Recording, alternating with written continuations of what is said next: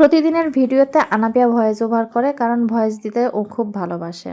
আর এদিকে ঘুরে ফিরে দেখছিলাম ভিন্ন জগতে ঢোকার আগে, আর অপর প্রান্তে জগতে ঢোকার জন্য টিকিট কাউন্টারে টিকিট কাটা হচ্ছে। তবে টিকিট কাটার পর একটু অবাকই হলাম, কারণ এর ভিতরে প্রবেশের জন্য আমাদের কয়েন দিয়ে ঢুকতে হবে, ঠিক যেন মেট্রো রেলে আমরা প্রবেশ করছি। কয়েন একটা করে কয়েন ফেলবে, একজন করে প্রবেশ করবে। তো আমরা পরপর দুইটা করে কয়েন ফেলে সবাই মিলে প্রবেশ করে ফেললাম ভিন্ন জগতে। আর ভিন্ন জগতে ঢোকার পরে প্রথম যে কাজ হচ্ছে, আমরা হেড অফিসের খোঁজ করব, প্রয়োজনে যেন হেড অফিসে আসা যায়। তো শুরুতে আমি খোঁজ করছিলাম যে কোন প্রান্তে কি আছে, কোন দিক থেকে গেলে কি পাওয়া যাবে, সেসব আগে খুঁজে দেখছিলাম। তো আগেই দেখছিলাম যে কোথায় নামাজ পড়ার জায়গা বা বাথরুম আছে, সেটা আগে জরুরি।